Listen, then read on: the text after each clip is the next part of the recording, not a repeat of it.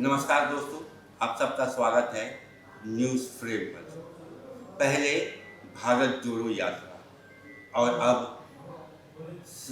भारत के संविधान को बचाने की पहल। कांग्रेस पार्टी के वरिष्ठ नेता और कांग्रेस वर्किंग कमेटी के परमानेंट मेंबर गुरदेव सप्पल जी से आज हम इसी मुद्दे पर बात करेंगे। तो गुरदेव जी, आपका बहुत बहुत स्वागत है न्यूज़ फ्रेम पर। सबसे पहले हम जानना चाहेंगे, ये जो संविधान बचाओ रैली पूरे भारत में जिस तरीके से ऑर्गेनाइज हो रही है, अब इसका अगला पड़ाव झारखंड पहुंच चुका है। तो ये एक्चुअली ये संविधान बचाने की नौबत इस देश में आई थी।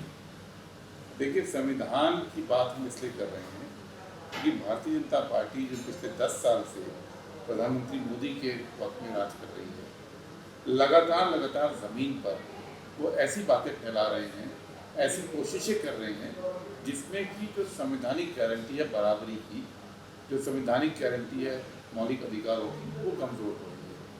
आज हम सब जानते हैं कि जब संविधान बना था तो एक बहुत बड़ा फैसला हुआ था कि भारत के अंदर सभी नागरिक बराबर होंगे, लेकिन बीजेपी और आरएसएस के लोग वो ऐसा भारत चाहते हैं जिसमें अलग अलग समुदाय के लोग, अलग अलग तरह के लोग, उनके अलग अलग अधिकार हों। ये बात अभी वो अपनी शपथ तो यही खाते हैं कि हम संविधान की शपथ लेते हैं, लेकिन व्यवहार में जिस तरह से विभाजन भारत के अंदर लोगों का किया गया, पहचान के आधार पर अलग अलग लोगों को अलग अलग ढंग से ट्रीट किया जाता है, जो दलित और वंचित समुदाय के लोग हैं उनकी जो भागीदारी है वो कम हो रही है, उनके ऊपर जो लगातार ट्राइबल्स के ऊपर उनके अधिकारों की कटौती हो रही है। तो इसको लेकर हम लोग लगातार चिंतित हैं, क्योंकि अगर ये प्रोसेस होगा नहीं तो जो संविधान भारत में बना और पिछले 7 दशक के अंदर भारत की जो तरक्की हुई, भारत जो एक रहा, भारत के तमाम लोग वो इसको अपना देश, अपना तन मन धन से मान के आगे चलते आए हैं, वहाँ पे एक वैमनस्य की भावना पैदा हो रही है। दूसरी बात, हम ये भी देख रहे हैं कि लगातार मीडिया का गला घोंटा गया है या उसको खरीद लिया गया है। हम ये भी देखते हैं कि एजेंसीज का इस्तेमाल करके किस तरह से भ्रष्टाचारी लोगों को मोदी सरकार के गोद में लाके खड़ा करने का काम हमारी जांच एजेंसीज कर रही हैं। और चूंकि जांच एजेंसीज ऐसे तमाम कार्यों में मशगूल हैं, बिजी हैं, तो उसका असर देश की सुरक्षा पर पड़ता है, उसका असर देश की लोगों के अधिकारों की रक्षा पर पड़ता है। ये तमाम चीज़ें संविधान से जुड़ी हैं। इसलिए कांग्रेस पार्टी लगातार संविधान बचाने की बात कर रही है। और पिछले लोकसभा चुनाव के अंदर बीजेपी ने बड़े पैमाने पर ये बात फैलाने की कोशिश की थी कि 400 सीट चाहिए। क्यों चाहिए? भी संविधान बदलना है। और बदल कर क्या करना है? बदल कर जो SC ST हैं उनके अधिकारों को कमज़ोर करना है। ये बात SC ST समुदाय पूरा समझा था लोकसभा में, बीजेपी के रास्ते रुके थे, उनको पूर्ण बहुमत नहीं मिला, लेकिन संघर्ष अभी भी जारी है। जिस तरीके से आपने कहा कि ST SC का जो अधिकार है वो बीजेपी खत्म करना चाहती है, उसी कड़ी में अगर मैं इस बात को थोड़ा सा आगे बढ़ाऊँ तो जातिगत जनगणना जिस तरीके से अभी ऐलान हुआ है कि जातिगत जनगणना जो है अब वो देश में होगी, और ये डिमांड राहुल गांधी या कांग्रेस पार्टी की बहुत शुरू से रही है, लेकिन इस घोषणा के बाद बीजेपी लगातार ये कह रही है कि उन्होंने राहुल गांधी से और कांग्रेस पार्टी से वो मुद्दा छीन लिया, और कांग्रेस पार्टी इस होड़ में लगी है कि हमने सरकार को झुका दिया। तो ये समन्वय कैसे बनेगा? नहीं, हम होड़ में नहीं लगेंगे। देखिए, जनगणना कराना केंद्र सरकार का काम होता है।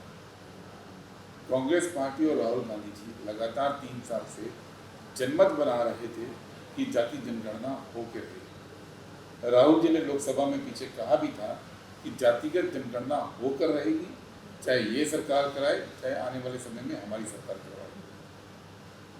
भारतीय जनता पार्टी इसके पक्ष में नहीं थी।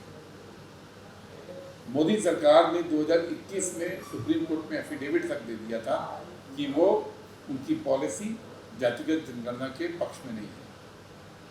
लोकसभा के अंदर भी उन्होंने कहा कि वो जातिगत जनगणना नहीं करना चाहते।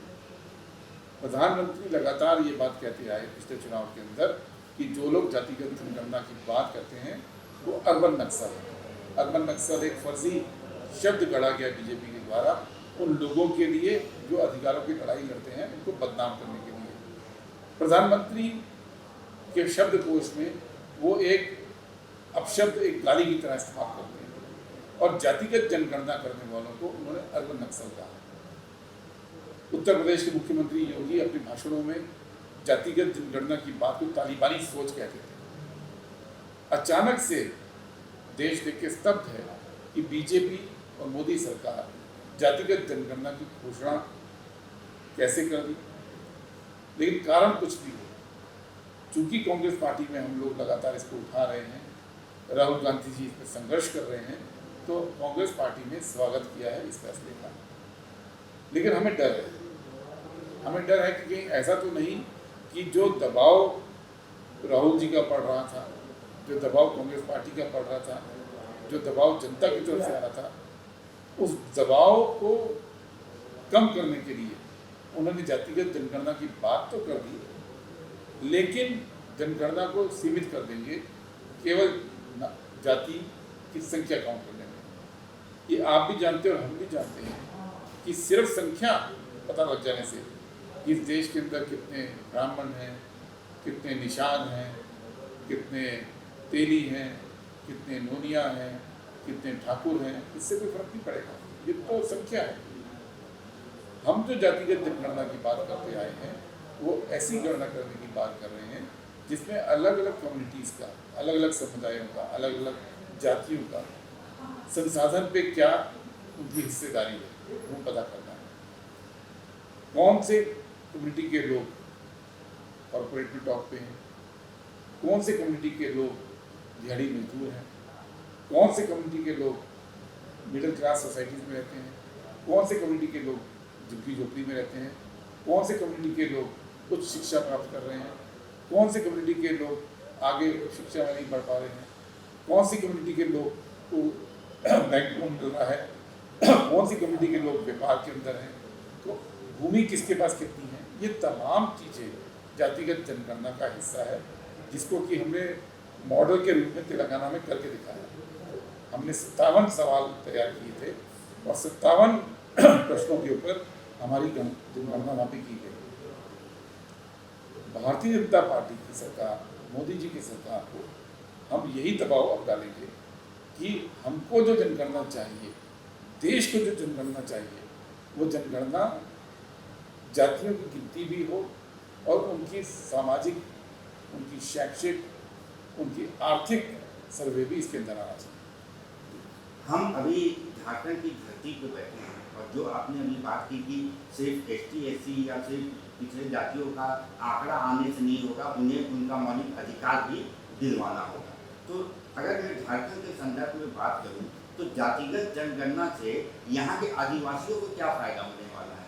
और क्योंकि अभी तो केंद्र ने यहाँ पे सरना धर्म कोड भी लागू नहीं किया है, तो बिना सरना धर्म कोड के ये जातिगत जनगणना मुमकिन है कि इसमें भी अभी अड़चनें आ सकती हैं? देखिए, जो ट्राइबल पॉपुलेशन है उनकी गणना हर जनगणना में होती आई है। दलित जो SC वर्ग है उसकी भी जनगणना होती आई है, लेकिन बाकी कम्युनिटीज़ की जनगणना नहीं होती थी, जिसमें कि OBC भी आते हैं, जनरल कैटेगरी भी आते हैं। तो पहला तो ये है कि इस पर समग्र जनगणना होने की बात हो रही है। और दूसरी बात, जब हम कह रहे हैं कि संसाधनों में हिस्सेदारी की बात पता लगे, उनके सामाजिक पृष्ठभूमि का पता लगे, तो वो केवल OBC या जनरल कास्ट के नहीं पता लगेगी, वो दलित और ट्राइबल समुदाय समेत हर एक की पता चलेगी। और जब सबकी असलियत सामने आएगी तो उनके लिए बेहतर प्लानिंग करने के लिए डाटा होगा, उनके लिए बेहतर योजनाएं बनाने के लिए एक जो तथ्यपरक आधार होगा। तो ये जो जातिगत जनगणना है ये OBC जनगणना नहीं है, ये सबकी जाति जनगणना है। और जाति जनगणना के साथ उनकी सामाजिक, शैक्षिक, आर्थिक हिस्सेदारी के बारे में भी है, इसमें ट्राइबल भी आते हैं। सरना धर्म कोड के बारे में कांग्रेस पार्टी का विचार बिल्कुल स्पष्ट है। हमने अपने 2024 के मैनिफेस्टो में भी इस बात को कहा था और कांग्रेस पार्टी लगातार इस बात को लेकर मुखर है कि इसकी जो फैसला है वो केंद्र सरकार को जल्द ही करना पड़ेगा। अगर मैं जातिगत जनगणना की बात करूं और अभी जिस तरीके से पहलगाम में जो हमला हुआ, उसके बाद अभी आने वाले समय में बिहार में भी चुनाव है, तो आपको नहीं लगता कि ये सही समय था बीजेपी को जातिगत जनगणना की घोषणा करना, जब पूरा देश इस बात की इस तरफ मोदी जी की तरफ देख रहा था कि पहलगाम पे कोई एक्शन होगा या पाकिस्तान को हम कुछ करारा जवाब देंगे, ऐसे समय में क्या ये हेडलाइन चेंज करने का एक सही मौका नहीं लगता? ये जातिगत जनगणना की घोषणा चाहे किसी भी वजह से किसी भी वक्त की गई है, हम उसका स्वागत करते हैं, क्योंकि पिछले 11 साल से हम लोग मोदी सरकार से संघर्ष कर रहे थे। ये एक अलग पहलू है। पहलगाम की जो घटना हुई है जघन्य घटना थी। जो निर्दोष लोग हैं उनको मारा गया आतंकवादियों द्वारा, धर्म के आधार पर घटना को अंजाम दिया गया और पूरा देश इससे आक्रोशित है और पूरा देश इंतजार कर रहा है कि भारत की सरकार, मोदी सरकार इस मामले में कैसे कदम उठाएगी, किस तरह से आतंकवादियों को कीमत अदा करने में मजबूर किया जाएगा, किस तरह से उन लोगों से बदला लिया जाएगा जो लोग आतंकवादियों को पालते हैं। चूंकि ये काम केंद्र सरकार को करना है और पूरा देश ही चाहता है, इसलिए कांग्रेस पार्टी के समेत पूरे विपक्षी दलों ने प्रधानमंत्री मोदी को ये आश्वासन दिया है कि वो जो कार्रवाई करना चाहें अपनी सेनाओं के साथ, अपनी अफसरों के साथ, सरकार के अंदर बैठे इंटेलिजेंस के लोगों के साथ बैठ के तय करें और जो वो कार्रवाई करेंगे उस कार्रवाई के साथ पूरा देश और तमाम विपक्षी दल और कांग्रेस पार्टी पूरी तरह सहयोग करेगी।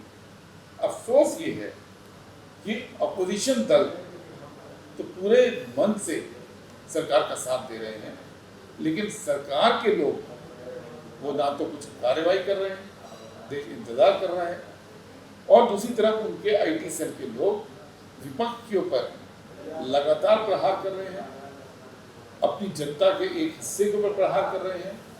और जो काम पाकिस्तान आज तक नहीं कर पाया कि भारत के लोगों को विभाजित कर सके, बीजेपी की आईटी सेल के लोग उस काम को अंजाम देने की कोशिश कर रहे हैं। ये बात बिल्कुल गलत है, क्योंकि ऐसा होते ही आतंकवादी अपने मकसद में कामयाब हो जाते हैं। इसलिए देश इंतजार कर रहा है कि एक बीजेपी के लोग, उनके ट्रोल, उनकी आईटी सेल देश में विभाजन पैदा करना बंद करें। पूरा देश मोदी सरकार के साथ है और जल्द से जल्द कार्रवाई करने की हम प्रतीक्षा कर रहे हैं। अब मैं संविधान बचाओ रैली का आता हूँ, जिस तरीके से झारखंड में अभी ये संपन्न होने वाला है, तो यहाँ की जो आदिवासी मूल जो जनता है, तो उनको क्या संदेश देना चाहते हैं आप लोग इस रैली के माध्यम से? आदिवासी समुदाय युगों से, हजारों साल से, जब से भारत बना या भारत की धरती पर इंसान विकसित हुआ, वो इसी धरती का हिस्सा है, वो यहाँ के मूल निवासी। लेकिन 1950 तक उनको अधिकार बराबरी के नहीं मिले थे। 1950 में जब संविधान बना और संविधान बनाने की प्रक्रिया का नेतृत्व कांग्रेस पार्टी ने किया, नेहरू जी ने किया, डॉक्टर अंबेडकर को साथ लेके किया, तो पहली बार इतिहास के अंदर ट्राइबल समुदाय के लोगों को बराबरी का अधिकार मिला। उस वक्त 1950 के वक्त बमुश्किल 1 या 2% साक्षरता थी, उनको पढ़ने का मौका मिला, वो आगे बढ़ सकें, युगों की जो पिछड़ेपन को, गुलामी को, देश में जो लगातार दूसरों ने राज किया, उस सब परिस्थिति को देखते हुए आरक्षण दिया गया। और आरक्षण की बदौलत ट्राइबल कम्युनिटी के बहुत से लोग पढ़ लिख कर सरकारी नौकरी में आए और देश में बराबरी की तरफ कदम उठाने शुरू किए। अब हमारा ये कहना है कि अगर संवैधानिक व्यवस्थाएं कमजोर होंगी तो ये जो हमने तरक्की की है ट्राइबल समाज को लेकर, उनके समान अधिकारों को लेकर और उनको आगे बढ़ाने के लिए रास्ते खोलने में, वो यात्रा रिवर्स गियर में चली जाएगी। हजारों साल के बाद पहली बार भारत के अंदर गारंटी है बराबरी की, भारत के अंदर गारंटी है आरक्षण की, भारत के अंदर गारंटी है कि ट्राइबल समुदाय के लोग कंधे से कंधा मिलकर समाज में हर लेवल पर फैसला लेने के लिए, रोजगार के लिए, पढ़ने के लिए आगे बढ़ सकें। ये जो सफ़र पिछले 7 दशक में हुआ है वो सफ़र अब रिवर्स गियर में नहीं जाना चाहिए।